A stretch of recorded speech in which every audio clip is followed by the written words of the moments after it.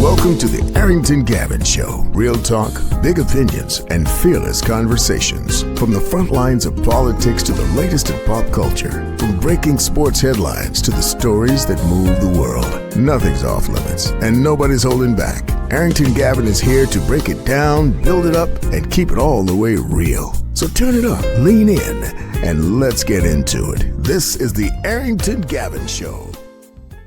What is happening, ladies and gents? Welcome to the Arrington Gavin Show, your go-to spot for sharp insights, bold opinions, and unfiltered takes on the biggest stories of the day, whether it's politics, sports, pop culture, or the latest buzz. Look, we're diving deep and keeping it real. So do me a favor, kick back, stay informed, and get ready to join the conversation. On today's convo, what do we have to talk? What are we talking about today? We're going to talk about the white supremacist group that was seen in my neck of the woods. It was seen in Virginia Beach over at the Oceanfront. I'll explain that a little later on the show, but it's sad that groups like that still exist. That groups like that have the constitutional right to spread their feelings like they do. I mean, they do it cowardly, but it's a shame that they, that they're even allowed to do it. Also, we're going to talk about former First Lady Jill Biden. She shares her the moment when she watched her husband, former vice and former president Joe Biden, struggled during the debate between him and Donald Trump. We're going to talk about it on today's show. All right. We're going to talk about it on today's show. It's, a side of me is like, you feel sorry for her, and she's truly, the ride or die wife, because she's going to continue to, stand up for her husband and support her husband.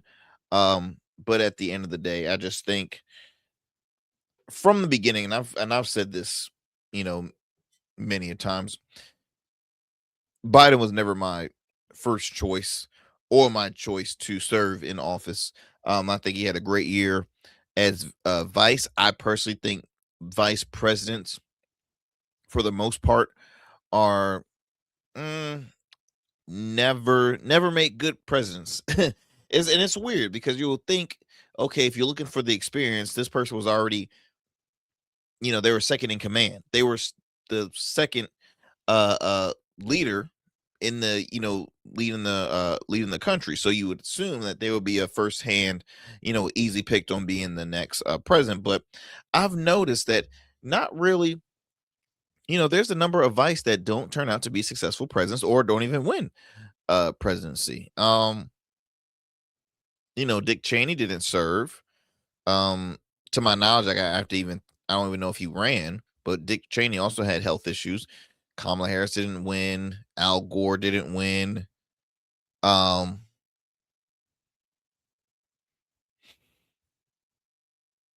I think Gerald. Well, I gotta look back on the vice of the recent vice that won. Matter of fact, while we're talking, let me go ahead and pull that up.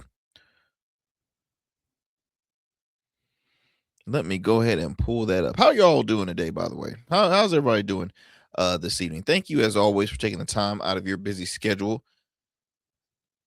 And thank you for tuning in to yet another great episode. This is episode 597. Thank you. As you know, we drop new episodes Monday through Fridays, weeknights at 7 p.m. Eastern Standard Time on YouTube and wherever you get your podcast. You can find the Arrington Gavin Show. Also, shout out to our radio affiliates, because yes, not only are we available on a streaming platform, but you can also listen to us in your cars if you happen to be in these select cities that I'm about to name. First one, I'm going to shout out to WBOK 1230 AM. You can tune in to the Arrington Gavin Show weeknights at 7 p.m. Central Time, only on WBOK 1230 AM. What New Orleans is talking about.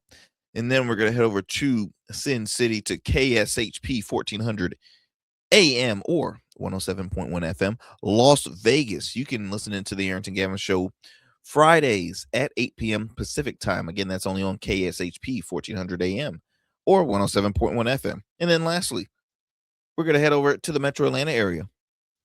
ATL. Are you listening? WDJY 99.1 FM. You can listen into the Arrington Gavin Show weeknights at 11 p.m. Eastern Standard Time. So shout out to all of our affiliates. Shout out also, if you have not, shout out to those who are subscribed to our YouTube channel. And if you have not done so yet, what are you waiting for? Come on, you're leaving me hanging. You're leaving me hanging. Be sure to subscribe to our channel. Give us a thumbs up as well in this video. Helps with the algorithm. Share with the friends. Share with family. We have a goal to hit 5,000 subscribers by the end of the year. And so we just, again, we can't do it without your help. So if you can do me a favor and subscribe, I'll truly appreciate it.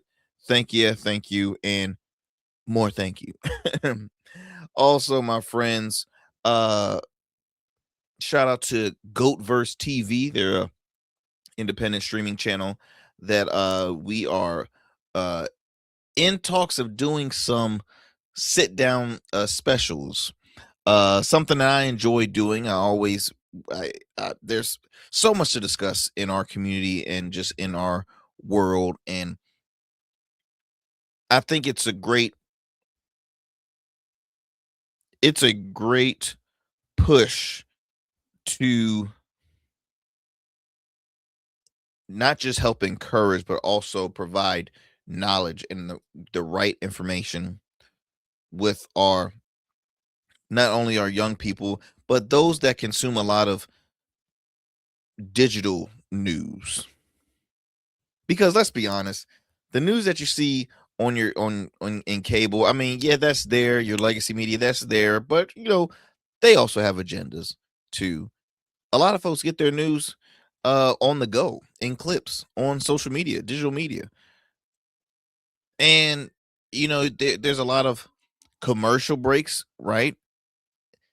How about tuning into a long form sit down conversation where you can actually there's always time to be entertained, but you can actually receive knowledge and learn something. That's what we're trying to encourage. And my goal ever since I was a kid, I'll say really ever since I was in college, I had the big message on, what my goal in life is to help change the narrative. My goal is to help change the narrative. Why, you ask? Because there's so much misinformation that's out there, right? A lot of folks are misguided. A lot of folks are easy to get misguided. And so, and I'm not saying I'm an angel, right? I don't know everything. I speak a lot of stuff on my mind. I enjoy it. I have the freedom to do that. But you can take my stuff with a grain of salt. Don't take my stuff to the bank and be like, hey, I heard Arrington talk about this, and because he said it, I know he's telling the truth. Now, look, I'm not gonna say tell you I'm a liar, and I'm not gonna lie to you. I'm gonna just share my honest opinion. But I make it my mission to always bring on the experts that I believe that is providing right information. And so that's where we're going to be working on some specials, not just involving politics, but involving mental health, involving sitting down with entertainers and all that great stuff, some exclusives. We're gonna bring that to you through Goatverse TV, which, do me a favor, download the app. It's available on the App Store, Google Play Store, Roku, as well as Amazon Fire TV. So if you wouldn't mind doing that, thank you. I would truly appreciate it. Okay, I truly appreciate it. Okay, my friends. Well, look, as I mentioned earlier, you're listening to the Arrington Gavin Show. We got a lot to discuss on today's show, so please don't go anywhere. We'll be right back after these commercial breaks. You're listening to the Arrington Gavin Show. Every man has a story to tell. Your ambitions, your achievements, your legacy. Your suit should reflect that story, crafted precisely, designed for impact, and tailored exclusively for you. We work with only the finest fabrics, luxurious wools, silk, linen, and blends from world-renowned mills in Italy, the UK, and India. These fabrics are the foundation of custom suits that exude elegance and stand the test of time. But a suit isn't just about fabric, it's about fit, and it's about confidence, and it all starts with you. When you work with me, you'll receive a personalized consultation, whether in person or over Zoom. Together, we'll explore your vision and discuss your needs, and we're gonna bring your ideas to life. My journey as a designer includes apprenticing under New York-based designer Clavon Leonard, showcasing collections at New York Fashion Week, Algeria Fashion Week, and the prestigious Baltimore Met Gala. That experience is what we bring to every suit we create, from weddings to corporate events and everything in between. We specialize in crafting one-of-a-kind suits for life's most significant moments. Dapper Luke has been recognized as one of Baltimore's best menswear in 2023, and I was honored to be one of the 10 designers selected for the prestigious Baltimore Met Gala. With over 900 satisfied clients, we proudly serve Virginia Beach and Baltimore, bringing world-class designs to these incredible communities. We don't just make suits, we craft confidence. Your suit will fit your body, your style, and it will tell your story. Book your free online personal consultation today. Visit www.dapperluke.com. What's up, y'all? Welcome to And we still in traffic. Don't look familiar, do I? Not in this seat. Hey, what's that you listening to? Here to host today. Hey, turn it up. Yeah, this that new Goldverse app. I got you. So y'all want to know where the goats are? They're off on the sidelines. Looking for fresh, relevant content wherever you go? What was the name of that he said? Introducing Goatverse TV. Goldverse, that's what it's called. The free streaming app that brings you the best podcasts, current events, and thought-provoking opinions all in one place. Download it now from the Apple Store or Play Store. In goats, we trust. Become a man of distinction with Rugged Evolution Beard Care. Order our scented beard oils and beard balms to help you maintain and grow the perfect beard. Order today. Try our men's care products like the full body exfoliating cleansing bars, body wash, smooth stash, and more. Log on to our website or download our app to place your orders. Rugged Evolution Beard Care. We're your luxury but affordable men's care line. And remember, rugged is the new smooth. I'm speaking. I'm speaking. I am speaking. Oh, we're back. Oh, my bad. Sorry, I was in the zone, y'all. Y'all remember when, because it was very popular. So out here in Virginia, I share a lot about Virginia politics and Virginia news, and really, honestly, everybody got the same exact issues that happens in your state, regardless of where you're at in the United States. We all got the same issues. Anyway, back when we had the governor's race, okay, so what's her name? Winsome Earl Sears, who was a former lieutenant governor here in Virginia, was the Republican nominee for governor of Virginia. Her and Abigail Spanberger went head to head. And there, when it becomes a competitive race, it's nothing like seeing some good smear campaigns and a good attack ads. Oh, I love seeing them. As much as stupid as it is very entertaining. I'm not gonna lie. And so there was this clip of when Winsome Earl Sears was at some event, right? And you had a politicians and elected officials on both sides of the aisle that was in attendance there, and you had the groups too. You had a room that was divided. You had the supporters of her, you had the supporters of the Democratic elected officials.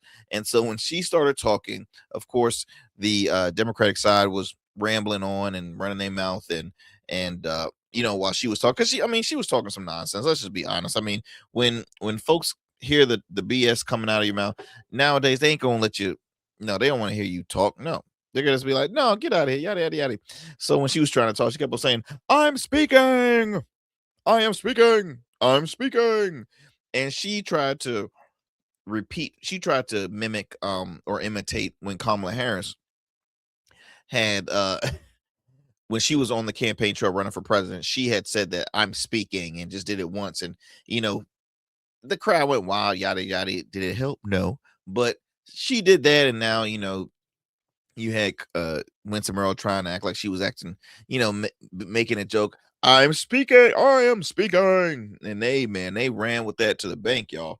Ooh, that was such a horrible election, man. That was a blowout race. I mean, you don't hear a lot from Winsome Earl after that loss. You do not hear a lot. You do not hear a lot of her since. Let me see here. So, during the commercial break, by the way, I had looked up a list of past presidents that served as vice presidents, just out of curiosity. And now we've had a total of 47, right? We're at president 47, which, yes, a handful of them has served twice.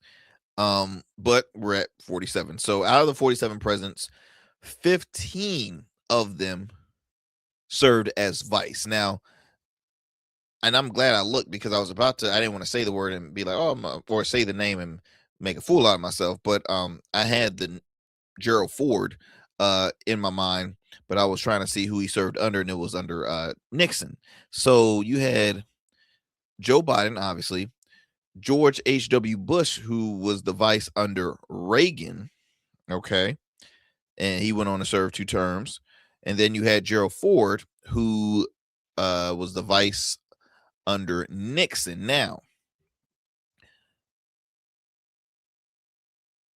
Ford became president after Nixon resigned, okay?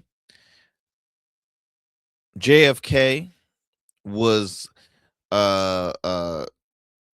Lyndon B. Johnson served under JFK, sadly, after JFK was assassinated. So Lyndon B. Johnson became George H.W. Bush won his. He was also, the son of George W. Bush.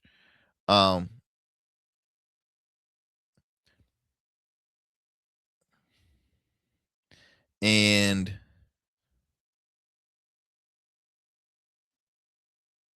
actually, I apologize. George H. See, I always get it mixed up. George H. is the son, is the father, and George W. is the son. Brain fart, y'all. My bad. See, this is why it's good to do the research.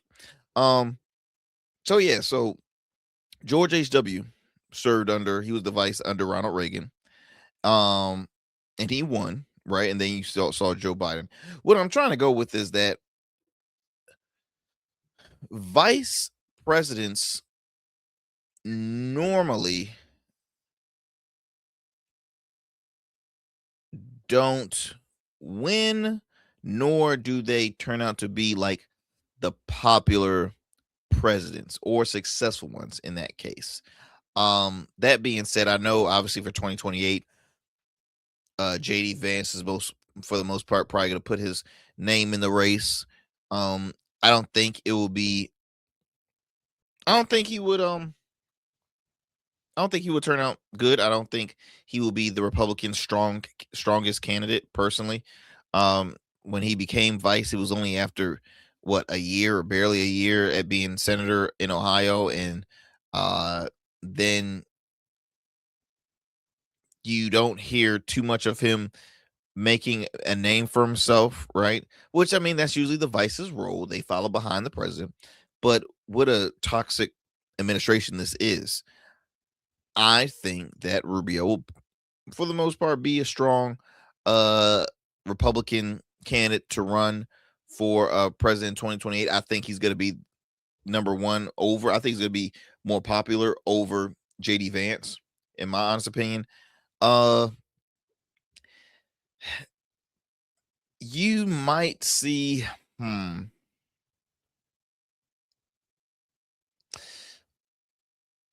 you might see a comeback of I'm not gonna say that. I was gonna say you might see a comeback of Marjorie Taylor Greene, but I don't think so. I mean, you got Marjorie, you got Thomas Massey, seen in a picture hanging out, doing like a double date with their spouses, vacationing. You got Kentucky and Georgia. You talk about conservative, woo, but I don't think Marjorie would be folks can't forget Marjorie's true colors. And I know she's been on this kind of rebellious tour, talking crap about Trump and whatnot, and saying how this party needs to grow up and yada yada yada, and trying to have a change of heart, trying to come off as apologetic and whatnot. I don't see it working. I see Thomas Massey being a little more popular by independents, even some possibly, some Democrats as well. I also see I also see who else in the right is actually I'm trying to picture some names here. Tim Scott's he's done. His running, president days are over. If Wesley Hunt tries to run, good luck with that.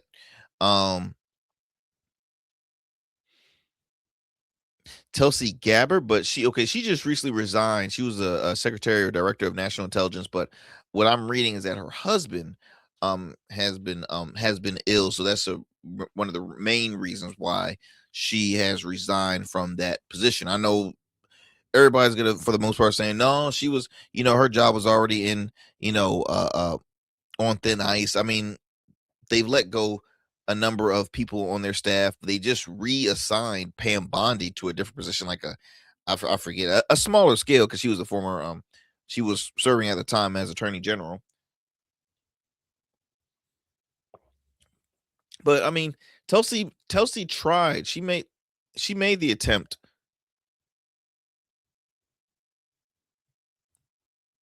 She made the attempt of running for president before as a Democrat. Now she's a registered Republican. She has won the hearts of Republican voters. She's spoken multiple times at CPAC. But that being said, she can receive some conservative votes. But those diehard, Republicans, will they truly support her, being that she was a former elected official, but as a Democrat? I mean, that's still people look back at the history, right? They say, oh, can they really be trusted? Can they really be trusted? I mean, people think the same way as John Fetterman, right? There was a conversation, there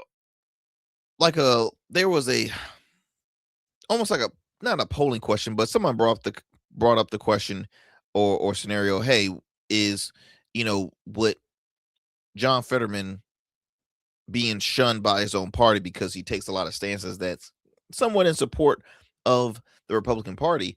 Should he just join the Republican Party, or is the Republican Party trying to recruit Senator Fetterman? Even though, and this is coming from Fetterman himself, he's like, even though I vote Democrat 93% of the time. What kind of says that? Me personally, look, I have nothing against Fetterman. I don't. Personally, I think he knows how the game is played. Like, in his heart to heart, he will probably want to be an independent, but he knows that he would not have been in the position he is now as an independent.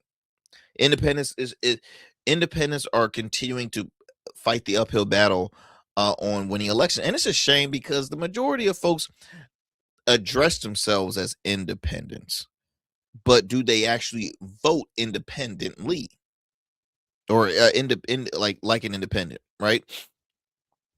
And if it's, for me, if they do, it's like, okay, why not consider an independent candidate, someone that can see both sides and say, okay, look, let's try and work on both of these issues and bring them together and see how we can build it up. No one does that. So, anyway, I don't know where I was going with that. Oh, vice president, stuff like that. See, you know how y'all be getting all sidetracked. So yeah, I was talking about vice presidents being successful presidents, vices being successful presidents, and also kind of like 2028 predictions, stuff like that. All right, so let me go ahead and open the floor with this story here. This went down in my also shout out to our candidate from our last show, Kyle Gawk. He is currently running for Connecticut's 2nd congressional district. It's an uphill battle for him. We're gonna find out some more on the latest of his fight up there, because it's a shame you have the establishment trying their damnedest to just wipe away working class outsider candidates, in my opinion. Right? You have all these establishment candidates who, you know, they have the money backing them, and no, they're not going to, they're pushing other candidates aside, and it's a shame. It's a shame. You have some candidates and some elected officials that actually, you know, they are doing a great job. They do mean well. I just think overall is never anything wrong with having new voices in office. Is not wrong by also bringing more working class folks where voters can relate to. There's so many folks in office in Congress and the Senate that are these self-made, or just they come for money, and it's like, how can people relate? How can you relate to our issues? How can you relate to our hardship? They don't see that. So anyway, let's talk a little more. Let's talk a little more about this. Side note, but I just wanted to shout out Kyle Gawk again. I appreciate him taking the time out of his busy schedule to come here on the show. Also, prior to that, we had Miss Angie Nixon, Florida State rep, who was on the show. She's running for U.S. Senate out in Florida, and she went viral on many of moments out in Florida, as she should. So we're excited to have her on, and we are going to get this show on the road now. All right, I'm going to open up the floor with this story right here. So in my hometown of Hampton Roads, Virginia. Now, I live in a city. I live in a city out here. Hampton Roads is, we got 7 cities, and one of the premier cities, I would say, is Virginia Beach. Virginia Beach, home of the oceanfront, home of the Veterans Loan Arena, home of what you got, the conference center, you got, I've already said the oceanfront, you got the surf park now, right? Literally a water surf park in the dome. So much great stuff at the oceanfront. Now the oceanfront they have their moments, right? They're trying to decrease crime. They're trying to help encourage more folks because it's a tourism site. You got all your hotels, restaurants, beaches. You got all that happening in Virginia Beach. But the reason why I'm bringing this story up, because recently there was video of white national, not but it was a white nationalist group that was marching around the oceanfront. And let me see if I got a video here. All right, hold tight as I play this for you. They got masks. They got their face covered. And white. Look like ice to me. Now, what is that? Look like ice to me. What is it? They covered. We going out on the streets. Look at everybody froze too. And they taking pictures.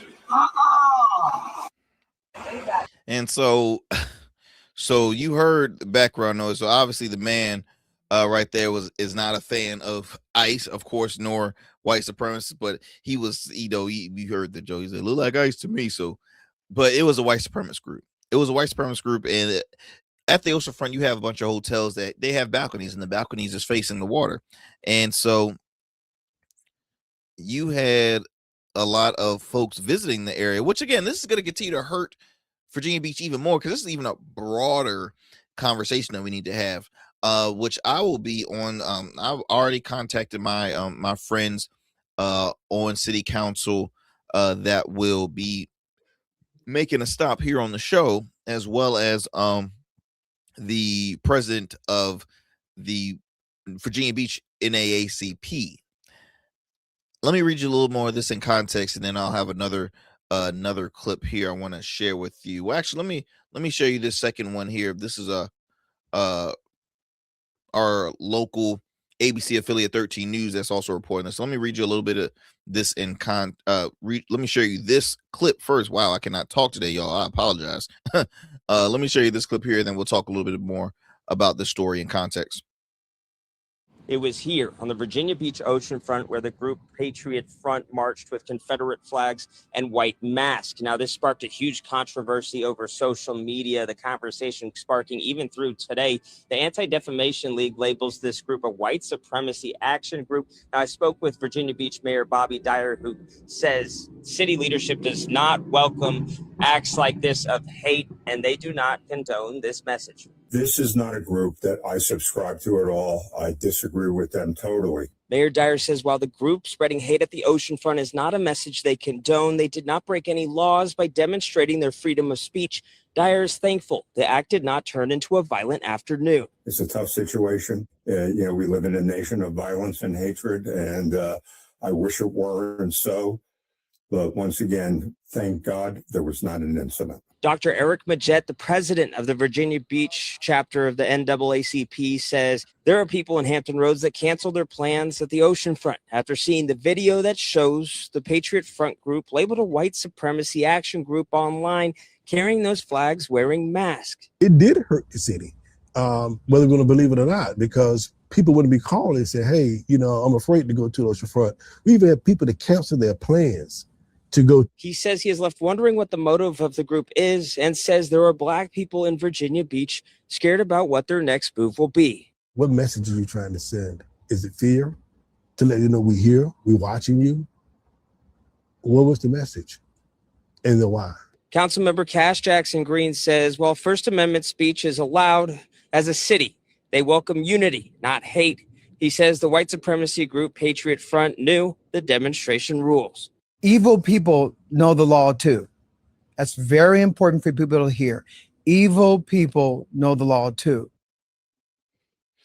It was, and and I appreciate both of them. I consider both of them close friends. Them being Mr. Majette and Virginia Beach City Councilman Cash Green, who has been on this show. Cash Jackson Green, excuse me, who's been on the show numerous of times. And we'll be reaching out to him soon to get his take in a more broader response. But I will say this, y'all. I do think that was a message, and I do think that was also just our current climate. See, when you have leadership that does not condone this, right? Because you had the mayor that say, "Hey, look, I don't agree with them. It's hateful that it is."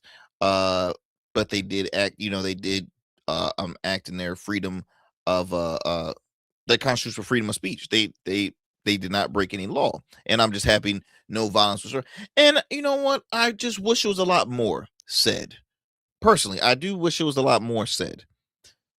Because for one person I'm thinking right now at the top of the dome is the sitting congresswoman that district is Virginia Beach, and that's Jen Kiggins, Republican Jen Kiggins, who, remember y'all, I talked about it on the show not too long ago. She was on a talk radio, a conservative talk radio, where the host said that Hakeem Jeffrey needs to get his cotton picking hands out of Virginia and go back to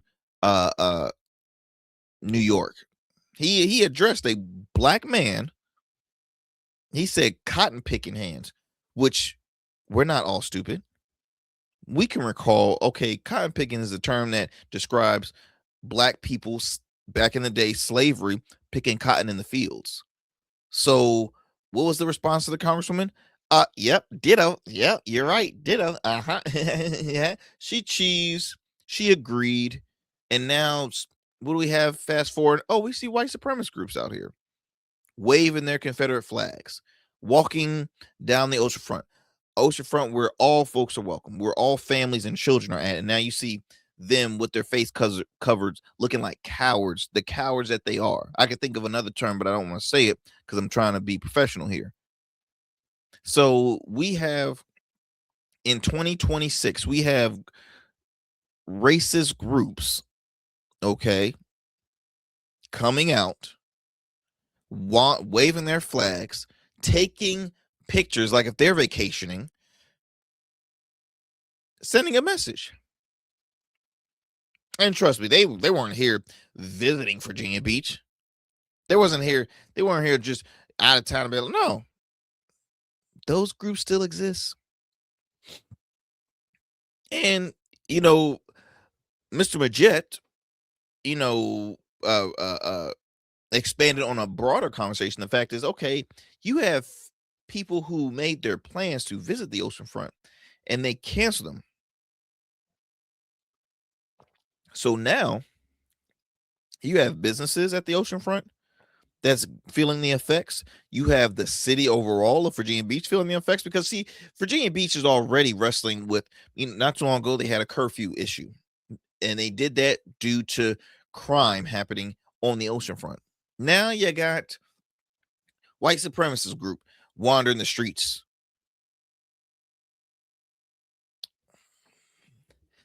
I mean, they're really trying to not make any money in any success of the oceanfront. And on top of that, you have a large black population, African American population that lives in Virginia Beach. How terrifying is it?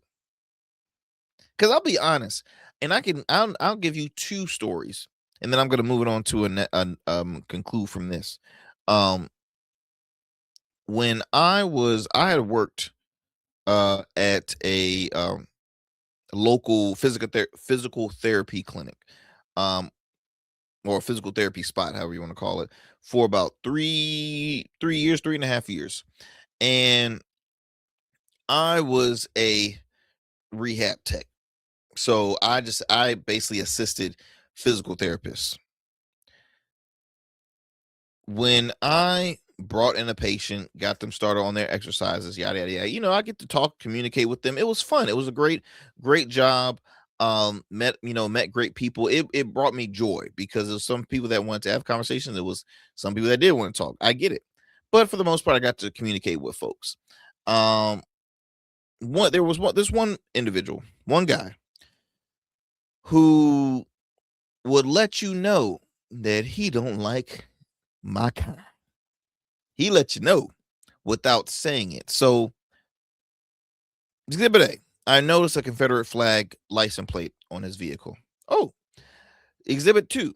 One time he came with his motorcycle on his vest.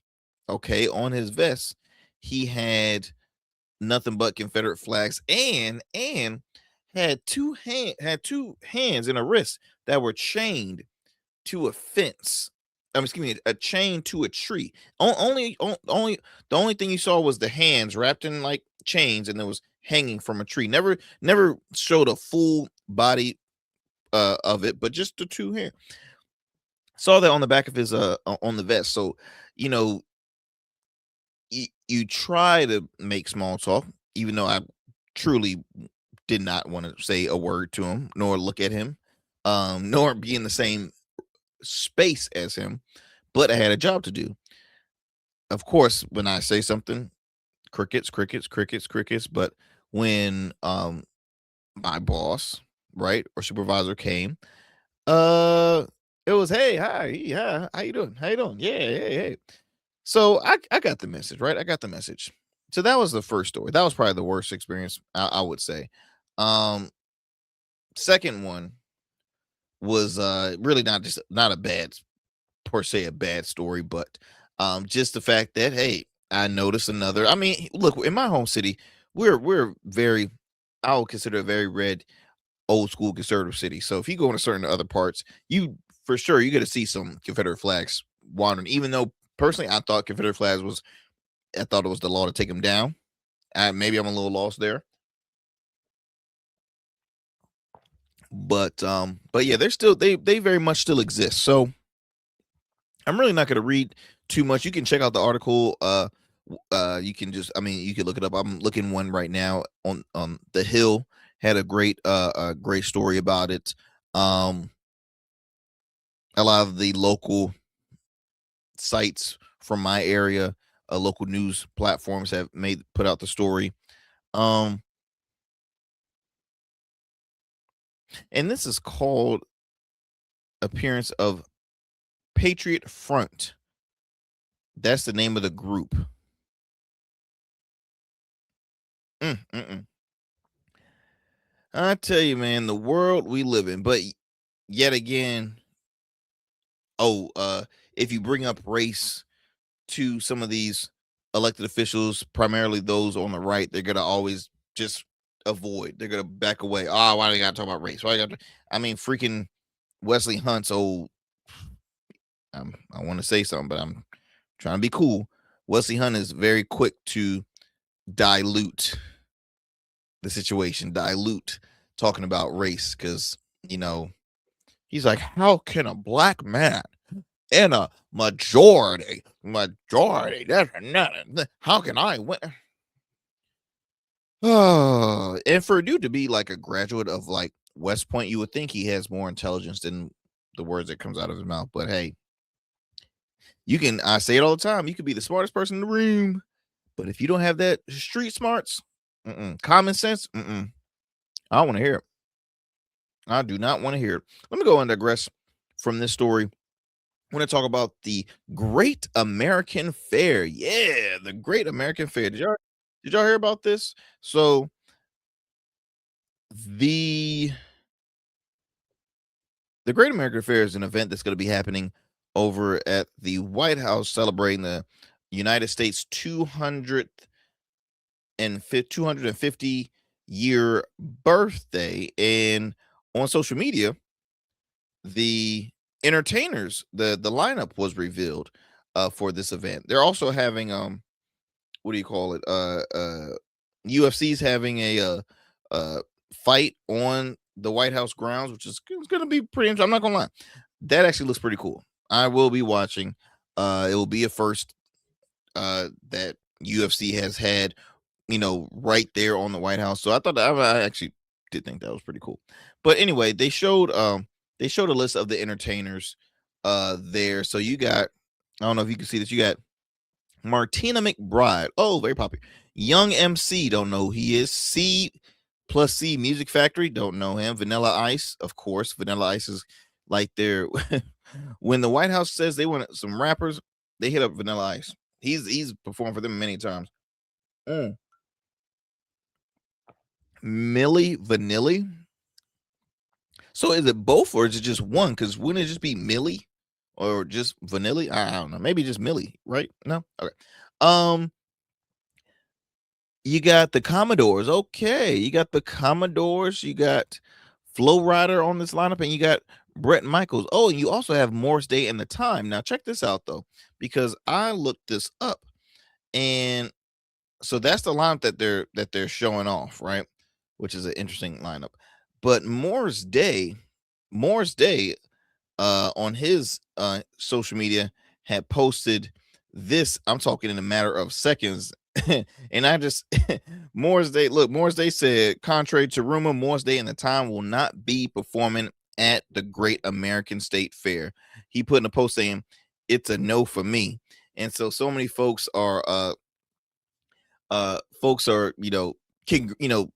praising and saying, okay, dope. That is so funny, because I'm thinking of so Morris Day, I'm thinking of the movie Purple Rain. And Purple Rain that starred Prince. Also, Morris Day was in that movie, and Morris Day was always he played that pretty pimp role like a G. So I can imagine him like, you know, oh, it's a no for me. It's a no for me. And I mean, I'm glad he acknowledged it on social media. But similar to like Ludacris. I remember one time Ludacris's name was was a part of a big lineup for Kid Rock's festival. I mean, these entertainers got to realize they got to speak with their people before they acknowledge that, hey, look, you got this show, you got that show. Because what I've noticed is that performers and entertainers, they have people that fill their, or promotions that fill their schedule. Sometimes performers be like, what am I doing in this way? What do I got going on this way? Sometimes they just come to perform and then they bounce, right? But I'm saying that because it's not always their fault, but they should have some form of control of exactly where I'm going to perform, where's this at, all that good stuff. So I appreciate that at least Morris Day said, no, I ain't performing now. Look, Flo Rida, other artists, they got the right to perform if they want to. And look, I don't think certain artists should be, well, not certain, but I don't think artists should be canceled for providing entertainment at the White House. All right. And again, you're talking to a guy who is not a Trump fan whatsoever. Can't stand the guy personally. But that being said, now I'm different, right? I'm different. If I'm an artist and I'm like, I'm gonna take a stance, but I do not lose respect for another artist to say, well, this is how I make a living. I perform in front of crowds of millions, billions of people. You think everybody in that crowd agrees with my politics? Do you think everybody in that crowd, I agree with their politics? No. I'm here to provide one thing and one thing only, and that's musical entertainment. That's it. This is how I make a living. You do you. Like, I can't stand when people, cancel certain people. Like, I mean, I'm at that time when it was Snoop Dogg had performed in an inauguration, Nelly, all those cats. Look, I was not mad. What I will say is that folks like Nelly, who was trying to fight and be a smart ass about basically saying Nelly said that, basically explained that he was not a fan of Biden and he was more supportive of Trump when he responded. He's like saying, so I'm the guy. What about performing for the guy? What about the guy that said, if you don't for me, you ain't black? Okay, what about, like, he started to be, sarcastic and all that stuff. So that being said, I didn't care for Nelly's response. I'm like, dude, just say you did it for the bag. That's more straight. Don't try and fight it. Don't try and hide. Don't try and avoid the question. You did it for the bag. Clean it, clear. Just say that. But hey, you got so much explaining to do when it comes to anything that's attached to Trump, man. I mean, it truly is. But yeah, so what they did say, the pop duo Milli Vanilli. I did not know. Okay, I gotta check it out. I guess they got a new forum group or something. But Morris Day gonna have to talk with a lot of publications, because look, I'm looking at The Hill. They said Morris Day at the time. Now Morris Day said on social media he's not, but The Hill and all these other folks gotta do your sources better. Do your sources better. How am I looking at my time? Let's go ahead, move it to this story here. This might be our last story of the evening. So a Google employee recently charged for making bets, charged with using inside information to make over $1 million. Woo, $1 million on Polymarket. Now, I'm not too familiar with Polymarket, so let me go ahead and share that with you all. Let me see if I can pull up here. Okay. So a Google employee fraudulently made more than $1 million by using inside information to place Polymarket bets on what users were searching for on Google, according to federal criminal complaint unsealed recently in New York. Now, for Michelle Spagnulio, these were sure bets because, as Google information security engineer. As a security engineer, information security engineer, he had access to company data that tracked user searches according to the complaint.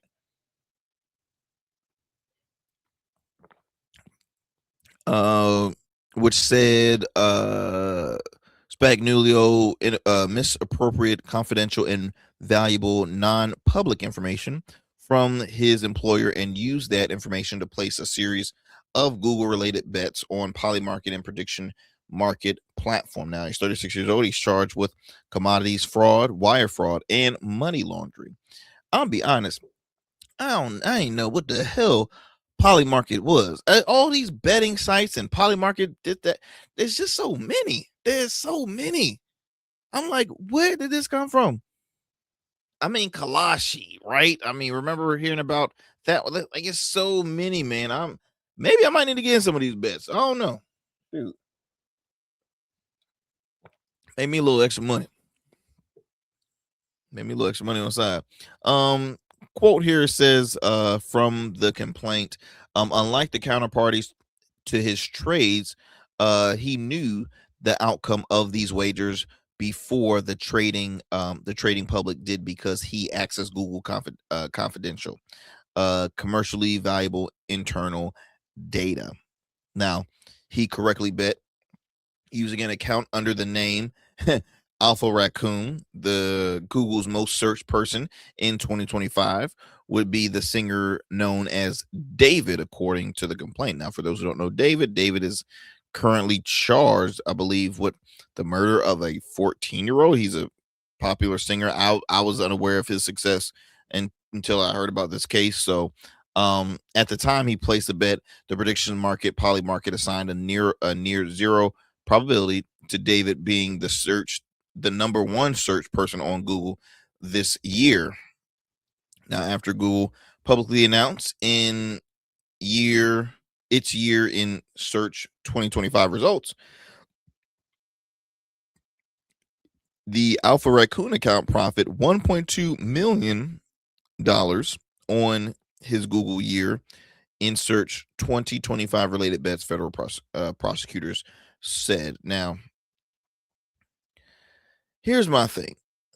So it said right currently he did not enter a plea and was released on a $2.25 million bond secured by $1 million in cash and $50,000 of which needs to be posted. Wow. Money. You know, my friends, I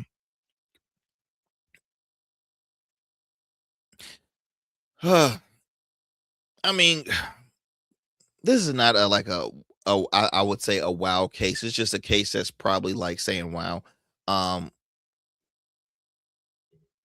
People are continuing to get more and more clever of trying to steal money on the low where they're not getting caught. It's never just like the whole typical rob a bank, I'm rich, keep it moving, right? Then you have folks that, fraudulent, right? Somehow access people's accounts, steal their money, this and that, the other.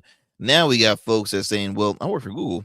I can it's just it blows my mind the fact how clever people get in order to make some extra money. I mean, hey, greed is all around, but this right here, interesting. Which obviously is gonna, being that he was caught, I wonder if there's more people in Google like that, or people that serves in that form of position in their line of work. Are they going to be more anxious? I'm like, oh my gosh, he's making it bad for all of us. Like, I don't know. It's very interesting. Very, very, very, very, very, very interesting. But what I will say is he ain't gonna do it no more. And best of luck with him when he is either released or does his time and pays his fines, because this man's now out of a job. Who else is gonna hire him, especially here in this story? It's interesting. All right, my friends, how much time do I got left? Do I have time to talk about it? I'll bring this up very, very quickly here. So, because I'm looking at my time, I'm a huge 007 fan, right? Huge 007 fan. Probably one of my favorite action films. 007 is the stuff. Now, I'm more of like a Pierce Bronson and Daniel Craig. Daniel Craig is great. I think he's more like, he fits it great as far as like, shape, physique, this, that, and the other. Plays the role very good. He has that still look too. Pierce is I think Pierce is more of like the ladies man. Like, hey, I'm a ladies man, but I also can kick ass when I want to, stuff like that. He was great at 007 too. Anyway, I bring this up because it's now time to start the search for the next 007. That's right, my friends. It's time to find who will be the next 007. Okay. So Daniel Craig he's finished. He's done. He's retired from doing. I think he did almost 6 films, maybe 6. Am I blanking? 4 to 6. I'm gonna just say, I'll say 6 for right now, but I could be wrong. So Amazon had acquired 007 last year. They've assembled an A-list creative team to resurface the Bond brand, okay, including director Denis Villeneuve and screenwriter Stephen Knight. So here are 5 things the 007 needs to be. So this is what they're looking for. British, 1, okay. Younger, okay, 2. Unknown, okay. Witty, really? And brutal, okay. Those are the things that they need. So now the question is, y'all, who do you think should play the next 007? Because it was it was questions about possibly 007 being a black man, right? Idris Elba was always brought up, but Idris is older, I think, for the role. Sorry, Idris, but you're too old to play the role at this point. He is very familiar with it. He would have played a great role, right? He would have played a damn good role, but I don't think he would have been a good 007. Now, I'm gonna tell you, as if he had to be a brother, I would say, what's this guy's name here? Aaron Pierre. Okay, Aaron Pierre. Look him up. He's a good one. Now I'm just naming if he was a black guy. Aaron Pierre. I don't think the other Idris. There's another guy from London, young guy. He was in that movie Formula, or that race car movie with Brad Pitt. I'm blanking on his name. Save my life. And I'm running low on time. We're gonna continue this. We're gonna continue the search. The search is on for 007. I'll put my name in the list. Hell, I'll put my name on the list. I should be 007. I can work on a British accent. Shaken, not stirred. Shaken, not stirred. Dry martini. No, that's not that good. I need to work on it, but I think it'll be a great one. My friends, look, my time is up. As always, thank you so much for sticking with us here on the Arrington Gavin Show. Be sure to tune into more great episodes, weeknights, available on all digital and streaming platforms. Until next time, stay safe, stay blessed out there, and stay informed. I will talk to you soon for another great convo. Peace and blessings. I'm out.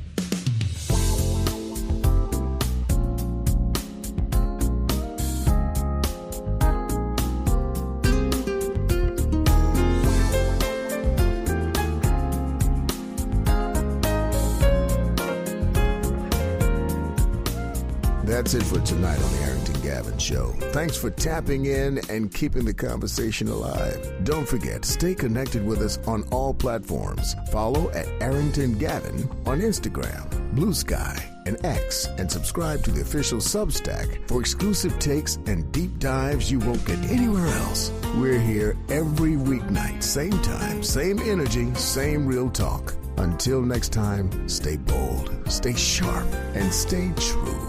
That's what we do on the Arrington Gavin Show. Peace.